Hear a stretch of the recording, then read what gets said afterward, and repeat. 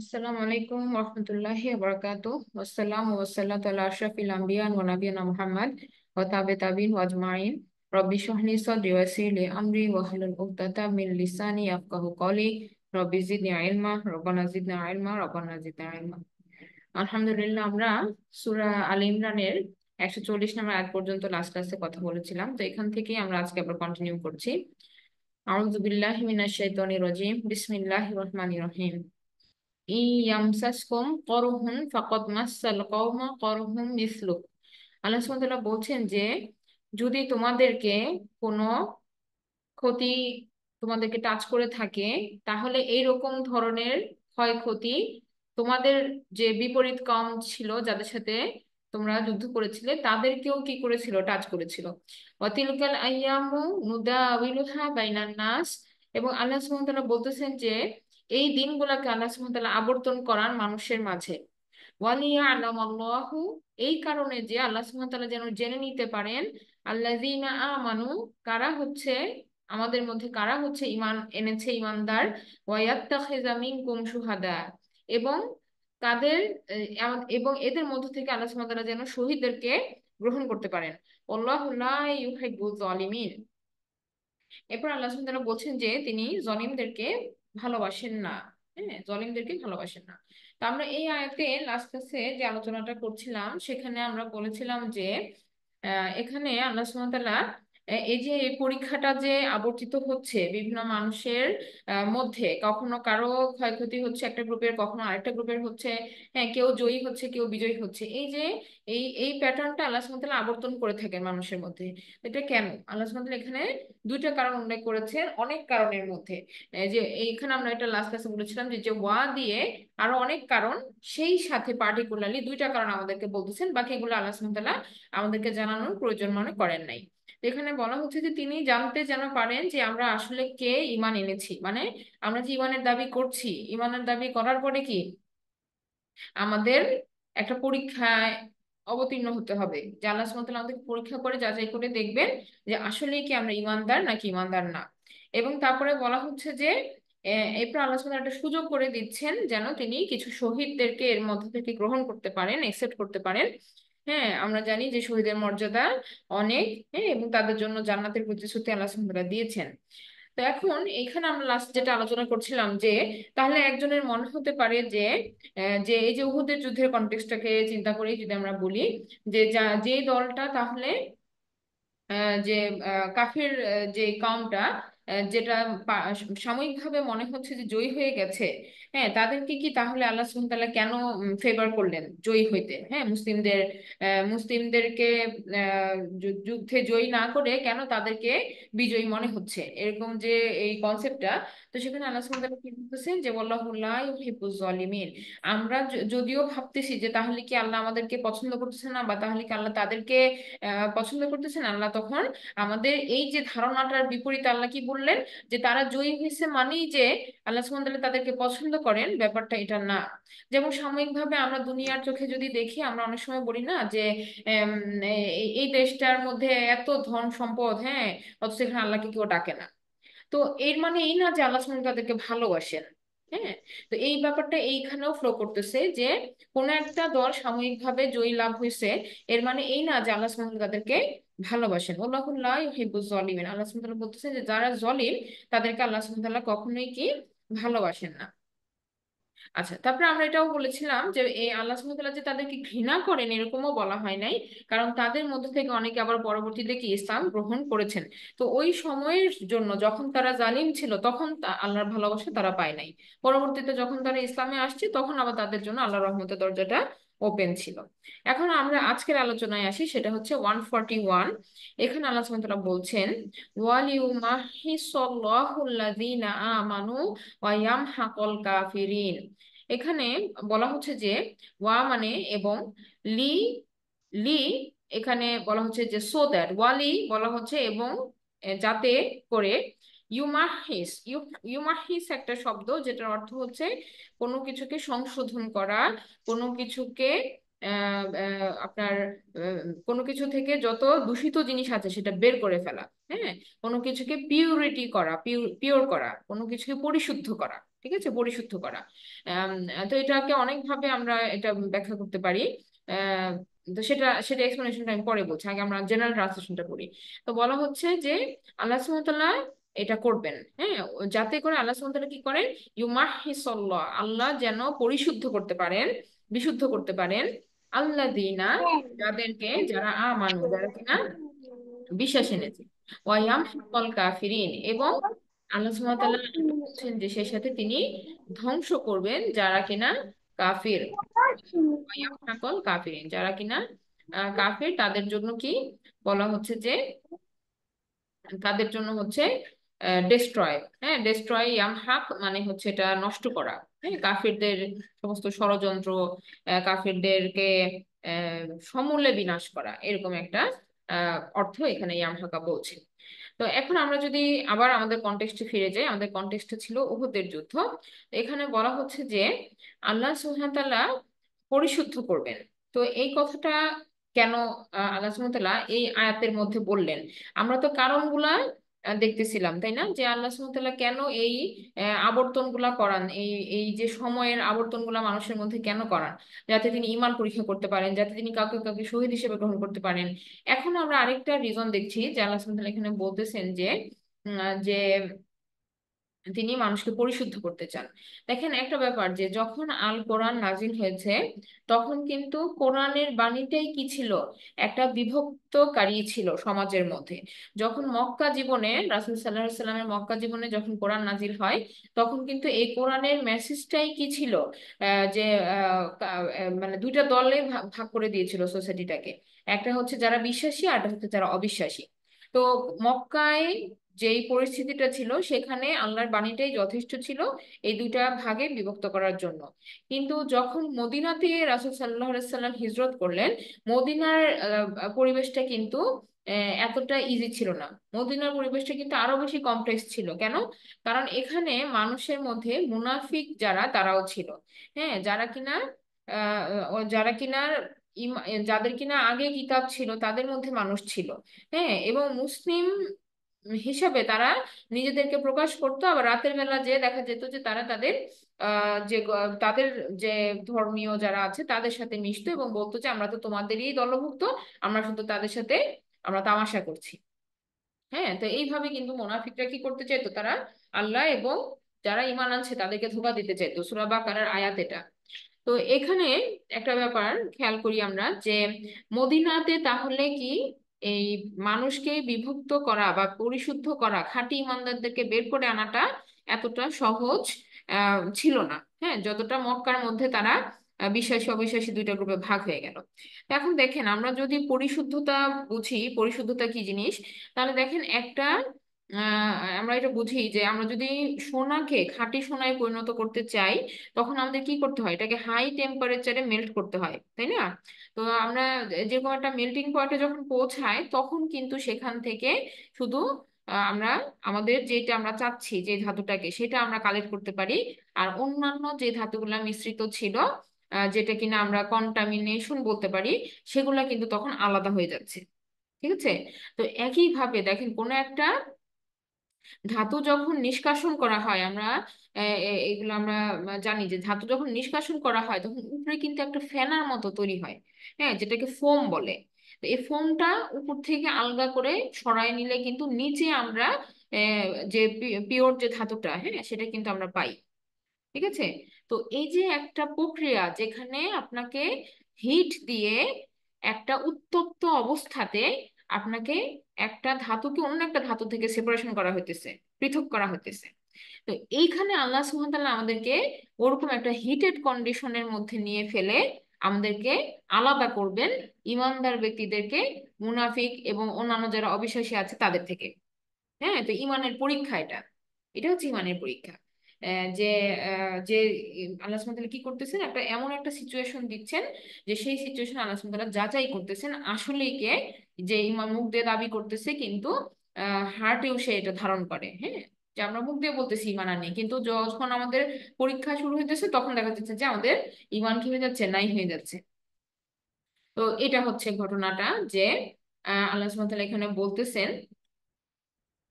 যে তিনি পরীক্ষা করবেন এবং তিনি দেখবেন যে আসলে কারা হচ্ছে ইমানদার।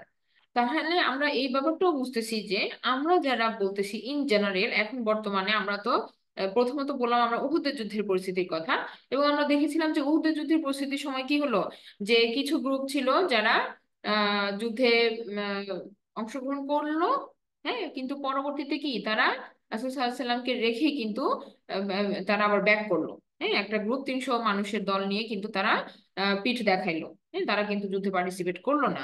তো এই যে কি তারা একটা গ্রুপ তাহলে সেপারেট হয়ে গেল, পরবর্তীতে আবার দেখা গেল কি যে সেখান থেকেও কিছু কিছু কি মানুষ পলায়ন করলো। হ্যাঁ, তারা রাসূল সাল্লাল্লাহু আলাইহি সাল্লামের আদেশ শুনলো না। এবং তারা আবার কিছু ক্ষেত্রে দেখা গেল যে তারা আদেশের ক্ষেত্রে তারা কিছু আদেশকে তারা শিথিল ভাবে গ্রহণ করলো এবং সেটা মান্য করলো না, যার কারণে দেখা গেল যে এই যে ইমানের বিভিন্ন ব্যারোমিটার গুলা কিন্তু প্রকাশ পেয়ে গেল কার ইমানের লেভেল কতটুকু। এবং শুধু যুদ্ধ পরিস্থিতি ক্ষেত্রে না, যুদ্ধ পরবর্তী ক্ষেত্রেও কিন্তু এই ইমানের পরীক্ষা কন্টিনিউ হইতেছে, তাই না? যুদ্ধ পরবর্তী ক্ষেত্রে যে যখন তাদেরকে বলা হলো যে যে আল্লাহ কাদেরকে ভালোবাসেন, যারা রাগ দমন করতে পারে, যারা মানুষকে ক্ষমা করে দিতে পারে, তখন এই মানুষগুলা দেখতেছে যে আমার ফ্যামিলির মেম্বার মারা গেছে ওর একটা ভুলের কারণে। হ্যাঁ, রাসূল সাল্লাল্লাহু আলাইহি ওয়াসাল্লাম আহত হয়েছেন এর একটা ভুলের কারণে।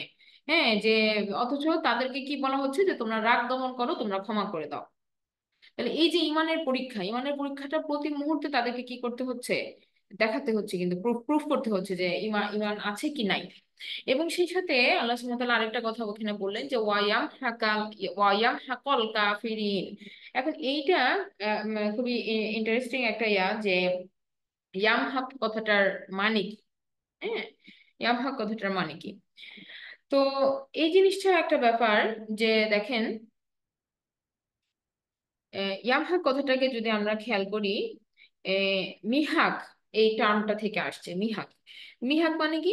মিহাক একটা আরবরা যেটা বুঝে সেটা হচ্ছে যে একটা চাঁদ যখন মাসের শেষে এমন অবস্থায় পৌঁছায় যে তাকে আর আকাশে দেখা যায় না। আমরা জানি যে নতুন চাঁদ যেটাকে আমরা বলি, হ্যাঁ, পরবর্তীতে নতুন চাঁদ যেটা উদয় হয়।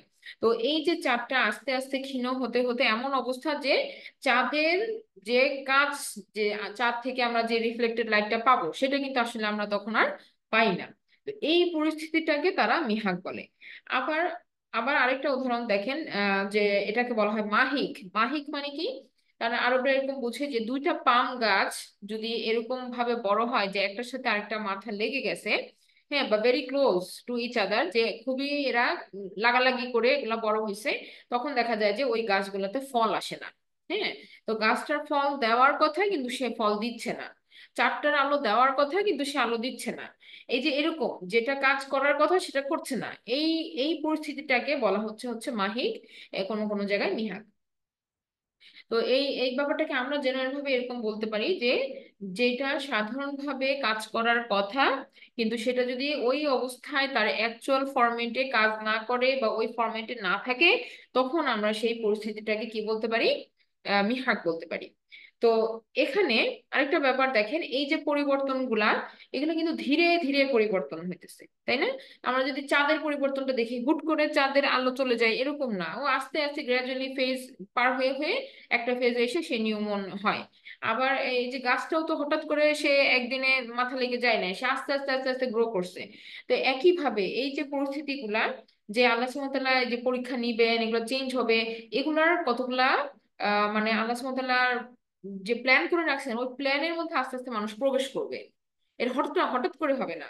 হ্যাঁ, situation after situation after situation কি করবে, লিড করবে মানুষকে ওই পথের দিকে।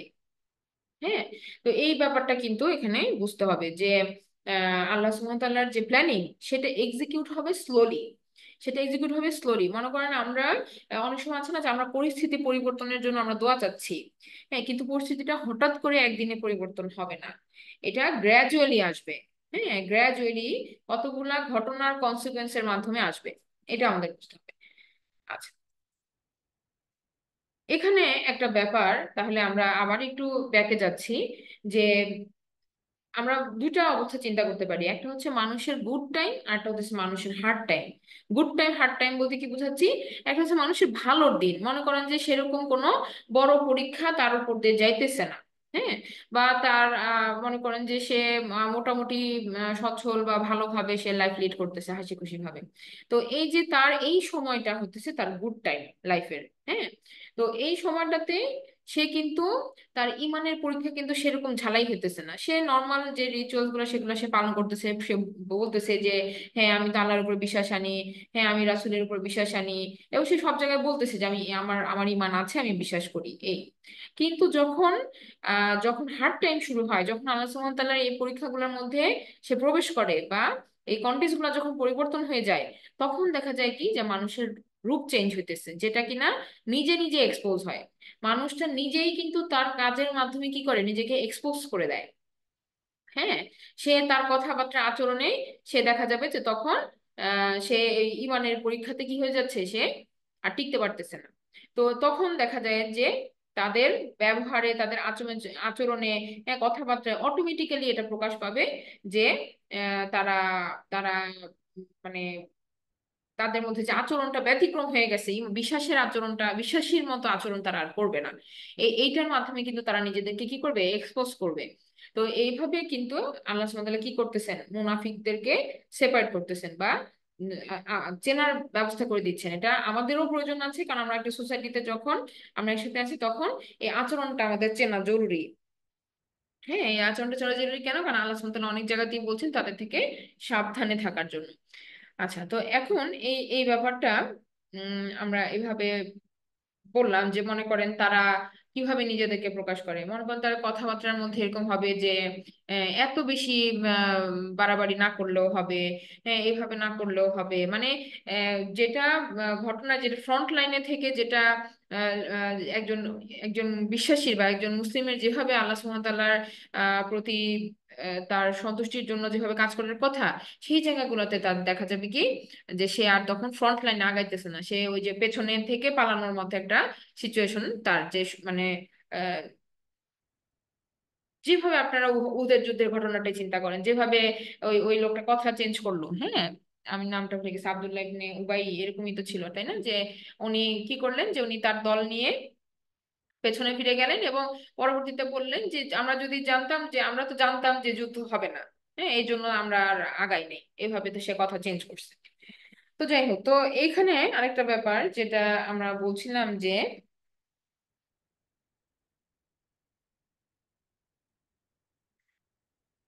এই যে এই ব্যাপারটা যেটা আমরা বললাম যে কেন আল্লাহ সুবহানাহু ওয়া তাআলা এখানে বললেন ইয়ামহাকাল কাফিরিন, ধ্বংস, কাফিরদেরকে ধ্বংস করে দেওয়ার কথাটা কেন বললেন।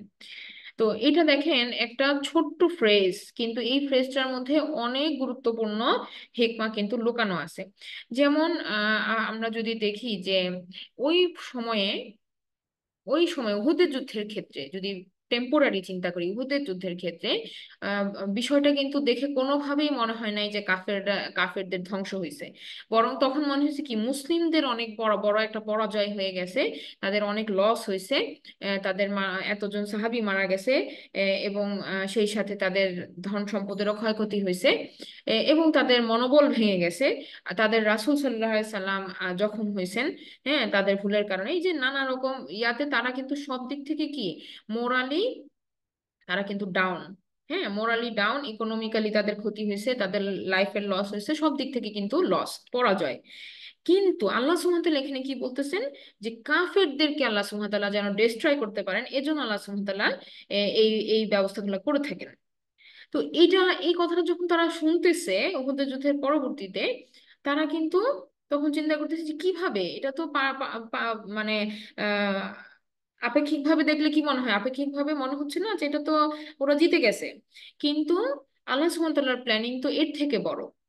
এইটা আমরা আমরা আমাদের ক্ষুদ্র মস্তিষ্কে বা একটা পরিস্থিতিতে আমরা এটা সবসময় বুঝে উঠতে পারি না। আল্লাহ সুবহানাহু ওয়া তাআলার ওই যে part of A bigger plan, যেটা আমরা বলি যে আল্লাহ সুবহানাহু ওয়া তাআলার এর থেকে বড় পরিকল্পনা আছে। সেটা কি, একটু আমরা যদি এখন আমরা যদি ব্যাকে যে এটা আলোচনা করি, দেখেন যখন উহুদের যুদ্ধটার কনটেক্সটটা তখন সেটা কি, যে বদরের যুদ্ধে হেরে যাওয়ার পরে এই আবু সুফিয়ানের একটা কাফেলা থেকে সম্পত্তি যেটা তারা ব্যবহার করছিল বদরের যুদ্ধে, তো সেইটাতে হেরে যাওয়ার পরে তারা একটা মানে তাদের ভিতরে একটা আক্রোশ কাজ করতেছিল যে এই মুসলিমদেরকে পরাজিত করতে হবে। দুইটা কারণে, এক হচ্ছে যে তারা এই যে তাদের মূর্তি ভেঙে ফেলার কথা বলতেছে, তাদের ধর্মের মধ্যে বিভেদ আনতেছে, এটা একটা তাদের রিজন ছিল। দ্বিতীয় হচ্ছে যে মদিনাতে হিজরত করার পরে এই মক্কায় যারা কুরাইশরা ছিল তাদের ব্যবসায়িক যাত্রাপথে একটা বাধা তৈরি হয়ে গেছে। হ্যাঁ, কারণ ব্যবসায়িক যাত্রাপথটাতে মদিনা ক্রস করতে হয়, এবং এটার কারণে তারা দেখা যায় যে মুসলিমদের ওখানে প্রেজেন্স থাকার কারণে তারা মানে নির্বিঘ্নে এই ব্যবসায়িক লেনদেন গুলা করতে পারতেছে না। তো এই দুইটা কারণে তারা কি করে, এক বছরের মধ্যে তারা নিজেদের ম্যান পাওয়ার গুছায়, এবং তার এই মক্কায় উপস্থিত কুরাইশরা তাদের সমস্ত ধন সম্পদ কিন্তু এখানে দেয়। দেওয়ার পরে এই উহুদের যুদ্ধে তারা প্রায় অনেক বড় একটা বাহিনী নিয়ে কিন্তু তারা উপস্থিত হয়ে যায়। ঠিক আছে। তো এখন যখন তাদের একটা আপেক্ষিক বিজয় তারা ভাবতেছে যে হয়েছে, এবং তারা যখন মক্কায় ফিরে গেছে, পরে তারা দেখতেছে যে আসলে বিজয় তো ওরকম হয় নাই, কারণ আমাদের দুইটা টার্গেট ছিল। এক হচ্ছে যে রাসূল সাল্লাল্লাহু আলাইহি সাল্লামকে তারা চেয়েছিল নিহত করতে, হ্যাঁ তাকে আহ মারতে চেয়েছিল, কিন্তু সেটা তো পারে নাই। আল্লাহ সুবহানাহু ওয়া তাআলা তার নবীকে সেভ করেছেন। তো এটাতে তারা ফেলিওর হয়েছে, সো ইসলামকে তারা আসলে পরাজিত করতে পারে নাই। দ্বিতীয়ত হচ্ছে তারা যেটা চাইছিল যে এই মদিনার পাথওয়েটাকে ক্লিয়ার করবে যেন তাদের বিজনেস ট্রানজিশনটা ইজি হয়। তো এখানেও তারা ফেল করছে। কারণ কি? কারণ মদিনাতে এখনো মুসলিমরা আছে, হ্যাঁ, এবং প্রফেট সাল্লাল্লাহু সাল্লামও আছে। সো এই পথটাতে কোনো রকমের কি ওরা পরিবর্তন আনতে পারে নাই, কোনো ব্যবসায়িক ডিলও হয় নাই। তো আপাতত তাদেরকে যদিও মনে হয়েছে যে তারা বিজয় বেশে ফিরে গেছে, কিন্তু আমরা যদি ইন টার্মস অফ আমরা যদি মানে বিজনেস দিক থেকে দেখি অথবা আমরা পলিটিক্যাল দিক থেকে দেখি, তাহলে আমরা বলবো যে এটা সেরকম বিজয় হয় নাই। এবং অনেক মুফাসসিরিন বলেন যে এখানে আসলে বিজয়ী দল হিসেবে কাউকে ঘোষণা দেওয়া যাবে না। হ্যাঁ, ইটস লাইক আ ড্র, এরকম হয়েছে এই উহুদের যুদ্ধে। আচ্ছা, তো আমাদের কথা সেটা না, আল্লাহ সুবহানাহু প্ল্যানিংটা কি, এটা আমরা দেখার চেষ্টা করি। তো এখন দেখেন, এই যে তারা অল্প একটু বিজয়ের আস্বাদনের মতো পাইলো, এটা পাওয়ার কারণে তারা পরবর্তীতে কি করলো, যে এখন তারা ভাবতেছে যে আমরা তো প্রায় বিজয় পেয়েই গেছিলাম, শুধু আমরা কি, আমরা এই যে প্রফিটকে তারা কিল করতে পারে নাই, বাট যখন করছে, এখন তারা বলতেছে যে আমরা যদি এরপরে এর থেকে বড় বাহিনী নিয়ে যাই, তাহলে অবশ্যই বিজয় আমাদের। হ্যাঁ, তো এভাবে আল্লাহ সুবহানাহু ওয়া তাআলা তাদেরকে একটু ছাড় দিল, দিয়ে আরো বড় বাহিনী নিয়ে আসার জন্য কিন্তু তাদেরকে সুযোগ করে দিল। এবং তারা কি করলো, তারা নিজেরা এখন যেহেতু তাদের অলরেডি উহুদের যুদ্ধে তারা অনেক টাকা পয়সা দিছে, এবং কুরাইশ যারা ছিল তারা অলরেডি বলতেছে যে নেতাদেরকে বলতেছে যে তোমরা অলরেডি আমাদের অনেক লস করাইছো এখানে নিয়ে যে, হ্যাঁ তেমন তো কোনো লাভ হয় নাই, কাজে এখন মানে আমরা আর, অত টাকা পয়সা তারা আর দিতে চাচ্ছে না, এরকম একটা পরিস্থিতি। তো তখন তারা কি করলো, তারা বুদ্ধি করলো যে তাহলে আমরা এই আমাদের মক্কায় অন্যান্য যারা গোত্র আছে, মক্কার আশেপাশে যারা আরো গোত্র আছে, তাদেরকে আমরা সাহায্যের জন্য বলি। তো এবং তারা সেখানে গেল এবং বিভিন্ন গোত্রে গোত্রে যেয়ে তারা লোক জড়ো করা শুরু করলো, এবং তাদের কনভিন্স করে ফেললো যে আমরা যে সবাই মদিনা আক্রমণ করব, মদিনার বাড়িঘর লুটপাট করব, ওখানের যা যা আছে সব আমাদের, এবং এই অংশীদারের মধ্যে তোমরাও বিরাট একটা অংশ পাবা যদি আমাদের সাথে পার্টিসিপেট করো।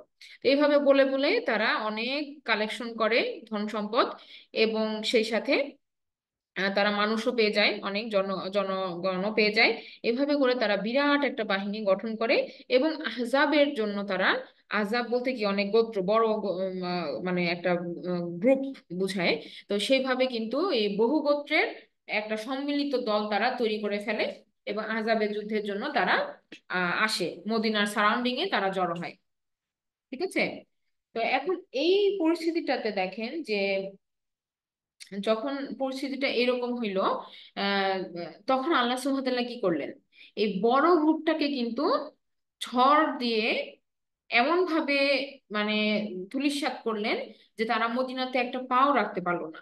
আর কোনো রক্তক্ষয়ী যুদ্ধ হইলো না। আল্লাহ সুবহানাহু ওয়া তাআলা কিন্তু একটা ঝড়ের ঝড়ের মাধ্যমে কিন্তু তাদেরকে কি করলেন, বায়ু ঝড়ের মাধ্যমে তাদেরকে ধূলিসাৎ করলেন। তো এইভাবে এটা হচ্ছে আল্লাহ সুবহানাহু ওয়া তাআলার বিগার প্ল্যানিং, যেটা কিনা মানুষ তখন বুঝতে পারে নাই। পরবর্তীতে কিন্তু আল্লাহ সুবহানাহু ওয়া তাআলার এই কথাটাই কিন্তু কি, যে মানে তারা চোখের সামনে দেখতে পাইছে, হ্যাঁ, যে আল্লাহ সুবহানাহু ওয়া তাআলা কিভাবে কাফিরদেরকে আলাদা করলেন এবং এই সাথে তাদেরকে ধ্বংস করলেন। এবং এই ঘটনাটা শুধু যে এই এদের সাথেই হয়েছে তা না, এই ঘটনাটা আল্লাহ সুবহানাহু ওয়া তাআলা সব সময় এটা রিপিট করছেন। আপনি যদি প্রিভিয়াস ইয়াতে দেখেন যে এই যে যত বড় বড় এম্পায়ার আছে, মনে করেন যে এক সময় ইংরেজদের শাসন ছিল আমাদের এখানে, ডাচ শাসন ছিল কোন কোন আপনার উপদেশে, হ্যাঁ, তারপরে রোমানদের অনেক বড় এম্পায়ার ছিল এক সময়ে। এগুলো কিন্তু কোনোটাই কালজয়ী হয় নাই, তাই না? আস্তে আস্তে সময়ের আবর্তনে কিন্তু কি এগুলো পাওয়ারলেস হয়েছে। এই যে আল্লাহ সুবহানাহু ওয়া তাআলা পাওয়ারে আনছেন, আবার পাওয়ার সরাই দিয়েছেন। আর এটার একটা মানে জ্বলন্ত এক্সাম্পল তো আমরা এখন এই আমাদের দেশেই দেখতে পাইলাম, যে পাওয়ারে আসছিল একটা গ্রুপ, আবার আল্লাহ সুবহানাহু ওয়া তাআলা পাওয়ারলেস করে দিয়েছেন। তো এইভাবে আবার যদি আমরা অনেক পূর্বে দেখি যে মুসা আলাইহিস সালামের সময় যেমন ফেরাউনের ঘটনাটা, দ্যাট ইজ অলসো সিমিলার, তাই না? যে ফেরাউনকে আল্লাহ সুবহানাহু ওয়া তাআলা ছাড় দিয়ে দিয়ে দিয়ে দিয়ে তা পাওয়ার দিয়ে তাকে একেবারে, মানুষ তখন তাকে কি এক্সাম্পল হিসেবে দেখতো, তাই না? সাকসেসফুল পারসন বলেন, অথবা আপনি তাকে ইয়া হিসাবে বলেন যে আহ মানে ধন সম্পদ এবং তার সৈন্যবাহিনী কোনো কিছুতেই তো তার কোনো মানে কমতি ছিল না। এবং সে অত্যাচারের এমন পর্যায়ে মানুষকে অত্যাচার করতে করতে এমন পর্যায়ে পৌঁছে গেল যে একটা পর্যায়ে তখন আল্লাহ সুবহানাহু ওয়া তাআলা তাকে কি পাকড়াও করলেন। তো এইভাবে তাকে ধ্বংস কিন্তু তার হইলো, এবং এখন কিন্তু আর সেই লিগেসি নাই, ফেরাউনের সেই লিগেসি কিন্তু নাই। তো এরকম অনেক এম্পায়ার আসছে গেছে, আল্লাহ সুবহানাহু ওয়া তাআলা আমাদেরকে এই জিনিসগুলো দেখাইতেছেন, এবং মানে দেখাইছেন আগেও এবং এখনো দেখাচ্ছেন, যে ইট ইজ কন্টিনিউইং। আচ্ছা, তো এখন এই যে ব্যাপারটা, যে আরেকটা ব্যাপার এখানে ইম্পর্টেন্ট, খুবই ইম্পর্টেন্ট, যে আমরা তো এইভাবে কি চিন্তা করে দেখছি যে এই উহুদের যুদ্ধে যদি সাময়িকভাবে আল্লাহ আল্লাহ সুবহানাহু ওয়া তাআলা মুসলিমদেরকে বিজয়টা দিতেন, তাহলে ঘটনাটা কি হইতো? উহুদের যুদ্ধে যদি মুসলিমরা বিজিত হইতো, তাহলে দেখা যেত কি যে ওই যে অন্যান্য গোত্রের যারা ছিল, তারা কিন্তু তখন মানে এই মুসলমানদের উপরে আরো বেশি চড়াও হইতো এবং অল্প সময় ব্যবধানে আক্রমণ করতো। ঠিক আছে, সময় ব্যবধানটা কম হইতো, এবং তখন মুসলিমরা কিন্তু রেডি ছিল না, হ্যাঁ, এই এই আরেকটা ব্যাটলের জন্য। তাদের কিন্তু ওই সময়টা মানে তারা সঠিকভাবে কিন্তু ইসলামের প্রচারটাও ওভাবে হয় নাই, মদিনা তখনও সুসংগঠিত হয় নাই, হ্যাঁ, রাষ্ট্র হিসাবে। তো এই যে আল্লাহ সুবহানাহু ওয়া তাআলা একটা টাইম গ্যাপ অ্যালাউ করলেন, এটাও কিন্তু একটা দেখার বিষয়। এটা যদি আমরা মানে পলিটিক্যালি চিন্তা করি, এটা কিন্তু একটা বিরাট ব্যাপার ছিল।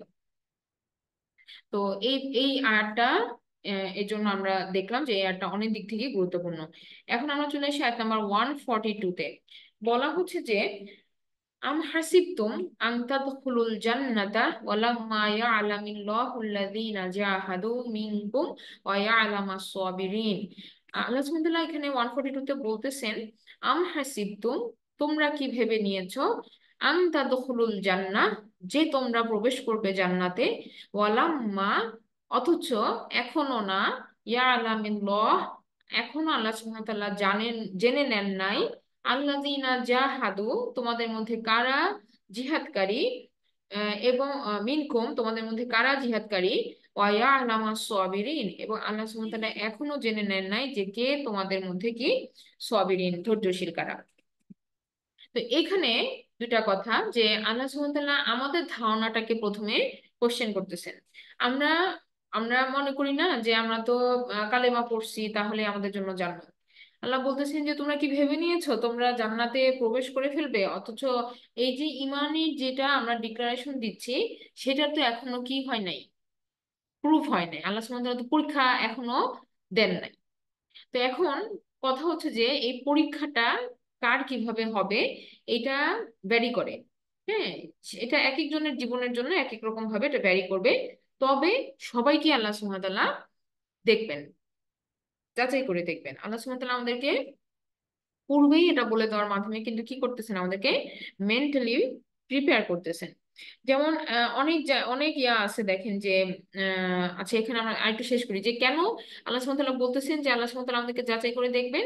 আল্লাহ সুবহানাহু ওয়া তাআলা বলতেছেন যে এই একই লাইনে দেখেন বলা হতেছে যে ওয়ালাম্মা ইয়ালামিল্লাহুল্লাযীনা জাহাদু, অথচ আল্লাহ জানেন নাই এখনো তোমাদের মধ্যে কারা জিহাদকারী। জিহাদকারী, জাহাদু, এটা ফেল মাদি, মানে এটা পাস্ট টেন্সে আসছে।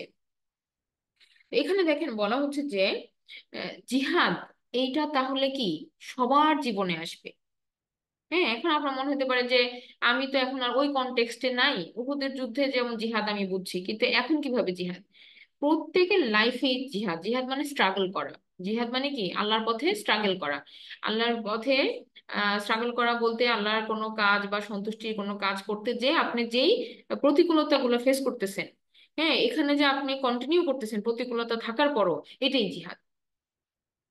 আচ্ছা, তো এখন এইটা আল্লাহ সুবহানাহু ওয়া তাআলা বলেই দিচ্ছেন যে তোমরা মনে করছো তোমরা জান্নাতে প্রবেশ করে ফেলবা, অথচ আল্লাহ সুবহানাহু ওয়া তাআলা তো এটা পরীক্ষা, এই যে জিহাদ, এটা তো এখনো তোমার আমি নেই নাই। তার মানে এটা ইট ইজ কামিং। হ্যাঁ, এটা আসতেছে বা আসবে, এটা আল্লাহ সুবহানাহু ওয়া তাআলা বলে দিচ্ছেন। এন্ড আমাদেরকে মেন্টালি প্রিপেয়ার করতেছেন to be ready for it. হ্যাঁ, যে আমাদের আমাদের যখন এরকম পরিস্থিতি দিয়ে যে আমাদের যাইতে হবে, তখন যেন আমরা কি থাকি, আমরা যেন স্ট্রিট ফাস্ট থাকি, আল্লাহ সুবহানাহু ওয়া তাআলার দিনের উপরে যেন আমরা প্রতিষ্ঠিত থাকতে পারি। তো এরপরে বলা হলো ওয়া ইয়ালামা সাবিরিন, এবং আল্লাহ সুবহানাহু ওয়া তাআলা আরো দেখবেন, হ্যাঁ, তিনি জেনে নিবেন কি কারা হচ্ছে সাবিরিন, কারা হচ্ছে ধৈর্যশীল। তার মানে কি আরেকটা জিনিস বুঝলাম, যে ধৈর্যের পরীক্ষা এটাও আরেকটা, যেটা কামিং, অর যেটা অলরেডি কি কন্টিনিউইং, হয়তো এসে গেছে অথবা আসতেছে। কিন্তু এই দুটা জিনিস আল্লাহ সুবহানাহু ওয়া তাআলা যাচাই করে দেখবেন। তাহলে পরীক্ষা এটা নিয়েই, পরীক্ষা এই দুটো জিনিস নিয়ে। এখন আপনার মনে হতে পারে যে কি ইয়াতে পড়লাম ভাই, আমি তো ভাবছি যে শুধু মানবো আর হয়ে যাবে। হ্যাঁ, যে আমি শুধু কালেমা পড়বো আর একটু নামাজ টামাজ পড়বো, ব্যাস আমি 5 ওয়াক্ত সালাত করতেছি, রোজা রমজানের দিনে রোজা রমজান আমি পালন করতেছি, হয়ে গেল। তো এইভাবে আমরা আমরা যেভাবে চাই বা আমরা যেভাবে চিন্তা করি, আসলে জীবনটা তো এত স্মুথলি আমাদের রান হয় না। সবারই আপস এন্ড ডাউনস থাকে, তো ইমানের ব্যারোমিটার আপ হবে, ডাউন হবে। হ্যাঁ, যে পরিস্থিতিগুলো আসবে যাবে, it's it's like a wave, আসবে আবার যাবে। তো এই সমস্ত জায়গাতে আল্লাহ সুবহানাহু ওয়া তাআলা আমাদের এই যে আমাদের স্ট্রাগলটা দেখতেছেন, আমরা কতটুকু স্ট্রাগল করতেছি এবং আল্লাহর পথে আমরা সত্যনিষ্ঠভাবে কতটুকু আছি, এবং আমরা ওই সমস্ত মুহূর্তে আমরা সবেরিন কিনা, এটাই পরীক্ষা। একটা ব্যাপার দেখেন যে আহ, এই যে কথাগুলো আমাদের কাছে, অনেকের কাছে কি হার্শ মনে হবে, যে কেন আল্লাহ আমাকে আবার ইয়া করবেন। হ্যাঁ, তা আমরা তো ধর্ম মানে শুধু ভালো লাগার কথা শুনবো, আমার মন খারাপ আমি কোরআন শরীফ পড়বো, আমি কোরআন শরীফ শুনবো, আমার মনটা খারাপ। হ্যাঁ, বা আমি আমি এখানে শুধু ভালো ভালো কথা শুনবো, আমি শুধু জান্নাতের বর্ণনা শুনবো। আসলে ইসলাম ইজ আ প্র্যাকটিক্যাল রিলিজিয়ন, তাই না? যে ইসলাম কি, ইসলাম আপনাকে এমন কোনো, এখানে এমন কোনো মানে কথা বলবে না যেটা আমাকে ডিলুশনের মধ্যে নিয়ে যাবে, এমন কোনো কথা এখানে বলবে না যেখানে আমি খুবই আহ শুধু ভালো লাগাই থাকবে আর কোনো খারাপ লাগা থাকবে না। এটা আমাদের উইশফুল থিঙ্কিং এর জন্য এটা রিলিজন আসে নাই। হ্যাঁ, সো এটা হার্শ রিয়েলিটি, এটা আমাদের মানে কঠিন বাস্তবতার সম্মুখীন করে কোরআন। যার কারণে আমাদের জান্নাতের বর্ণনার সাথে সাথে আল্লাহ সুবহানাহু ওয়া তাআলা জাহান্নামের কঠিন পরিস্থিতি গুলাও তুলে ধরছেন বারবার করে, যেন আমরা এই ভ্রান্ত ধারণায় না থাকি যে জাহান্নাম তো আমাদের জন্য না। এই ভ্রান্ত ধারণা যেন না থাকি, কারণ any time anything can happen আমাদেরকে, মানে এই যে শয়তানের ধোঁকা যেন কখনো ওই দিকে নিয়ে যেতে না পারে। এই কারণে আল্লাহ সুবহানাহু ওয়া তাআলা জান্নাতের প্রতিশ্রুতি তো দিচ্ছেন, জান্নাত তো আল্লাহ সুবহানাহু ওয়া তাআলা আমাদের জন্য বানিয়েছেন, কিন্তু সেই সাথে জাহান্নামের সতর্কতা আমাদেরকে দিচ্ছেন যে এটা এমন না যে গ্যারান্টিড জান্নাত লেখা আছে আমাদের জন্য, এটা আমাদের আর্ন করে নিতে হবে। ঠিক আছে? তো এখন এই একটা ব্যাপার যে যে দেখেন যে অনেক অনেক ভিন্ন ভিন্ন ধর্ম আছে যেখানে আপনাকে শুধু আখিরাতের কথা বলবে না, যেখানে আপনাকে শুধু এরকম বলবে যে সেই ধর্মটা মানলেই আপনি হবে, আর কিছু করতে হবে না, শুধু একবার ঈসা আলাইহিস সালামের উপর বিশ্বাস আনতে পারলেই হবে, আপনার জন্য জান্নাত কনফার্ম। এরপর আপনি আপনার বিজনেস করেন, যাই করেন, আর মাঝে মাঝে যে কনফেস করলেই হবে গুনাহগুলাকে। তো এরকম অনেক ব্যাপার আছে। হ্যাঁ, মানে কোনো ধর্মেই কিন্তু আমাদের ধর্মের মতো এভাবে প্র্যাকটিক্যালি সমস্ত জিনিসের সলিউশনও নাই। আবার এভাবে আপনাকে রিয়েলিটি রিয়েলিটি যেভাবে এখানে আল্লাহ সুবহানাহু ওয়া তাআলা একদম কনক্রিট লাইনে বলে দিচ্ছেন, এভাবে কিন্তু কোনো রিলিজনেই আপনার বলা হয় নাই, কোনো গ্রন্থেই বলা হয় নাই আল কোরআন ছাড়া। আচ্ছা, এখন দেখেন যে রিয়েলিটি চেকটা কেন জরুরি। এটা কেন জরুরি? আপনাকে এখানে এই যে ভ্রান্ত ধারণা দেওয়া বা আপনাকে আহ, আহ, সঠিকটা না বলার মাধ্যমে কিন্তু আসলে আপনাকে হেল্প করা হবে না, বরং আপনাকে সঠিকটা জানানোর মাধ্যমেই কিন্তু হেল্প করা হবে। যেমন আল্লাহ সুবহানাহু ওয়া তাআলা আমাদেরকে সতর্ক করছেন, বলে দিচ্ছেন এগুলো আসবে, এগুলো রেডি, এগুলোর জন্য তোমরা রেডি হও, এভাবে আমি দেখবো। তাহলে কি আমাদের পূর্ব প্রস্তুতি নেওয়াটাই হচ্ছে বুদ্ধিমানের কাজ। হ্যাঁ, ইমোশনাল হয়ে আমরা যে কাজগুলো করি সেখান থেকে বের হয়ে আমাদের আল্লাহ সুবহানাহু ওয়া তাআলার এই ব্যাপারগুলো সম্পর্কে জ্ঞান আহরণ করে যুক্তিযুক্ত ভাবে কাজ করাটাই হচ্ছে কি বুদ্ধিমানের কাজ। এটাই আল্লাহ সুবহানাহু ওয়া তাআলা আমাদের থেকে এক্সপেক্ট করেন।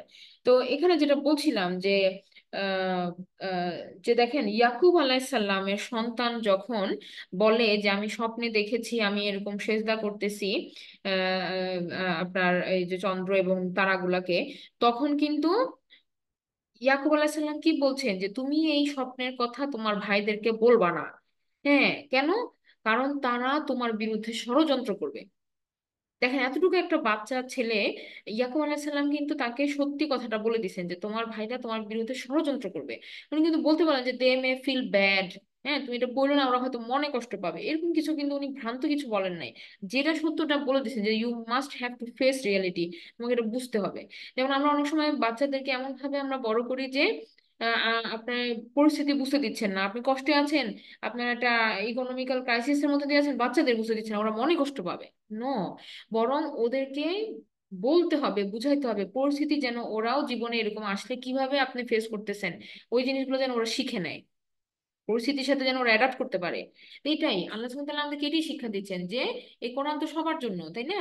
আল্লাহ সুবহানাহু ওয়া তাআলা যখন আমাদেরকে বলে দিচ্ছেন সবকিছু, আমাদেরকে প্রিপেয়ার করতেছেন for a coming life ahead, আমার সামনে যেই জীবনটা আসতেছে, মানে যে দিনগুলো আসতেছে, আমার সামনে যতটুকু লাইফ বাকি আছে এর মধ্যে এরকম পরীক্ষা আসতেই পারে।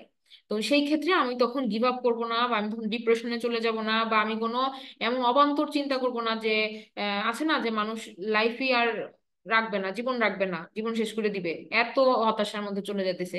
কিন্তু যদি আমরা আসলে কোরআনের সাহাবী হইতে পারি, তাহলে দেখেন আমাদের কিন্তু আমরা ওই পরিস্থিতিতে যাবই না, কারণ আমি জানি যে আল্লাহ সুবহানাহু ওয়া তাআলা আমাকে পরীক্ষা করবেন, আমি জানি যে এটা আসবে। হ্যাঁ, তখন আমরা কিন্তু কি, আমরা মোর বেটার প্রিপেয়ার্ড ওয়েতে থাকবো, মোর বেটার আমরা পারফর্ম করতে পারবো। This is the expectation. এটাই হচ্ছে আল্লাহ সুবহানাহু ওয়া তাআলার কাছে কি এক্সপেকটেশন।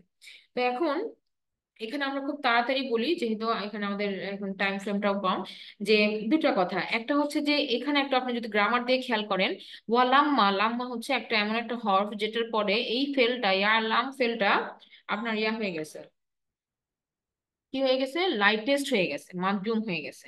হ্যাঁ, তো আবার দেখেন পরে ইয়ালামা, এইটা আবার কি নর্মাল অবস্থায় আসছে, এটাকে আমরা বলি যে মানসুব অবস্থায় আছে। তো এই দুটার কথা দিয়ে কি বুঝাইতেছে এখানে, গ্রামার দিয়ে বুঝেন অথবা নাই বুঝেন, আপনি জিনিসটা এটা বুঝেন যে এখানে ভার্বটা দুই ভাবে ব্যবহার হয়েছে, দুইটা প্যাটার্নে ব্যবহার হয়েছে, যার মাধ্যমে এটা বোঝানো হচ্ছে যে এই সেন্টেন্সটা নর্মাল সেন্টেন্স থেকে ডিফারেন্ট। হ্যাঁ, আবার আরেকটা দেখেন যে দুইবার ব্যবহার করার প্রয়োজন ছিল না, একটা ভার্ব একবার ব্যবহার করলেই হইতো। হ্যাঁ, তো দুইবার কেন ব্যবহার হয়েছে? এটার কারণ হচ্ছে যে, এটার কারণ হচ্ছে যে আল্লাহ সুবহানাহু ওয়া তাআলা এখানে খুবই একটা মানে কিউরিয়াস ওয়েতে একটা এমন ভাবে কথাটা বলতে চাইছেন যে সেটাতে,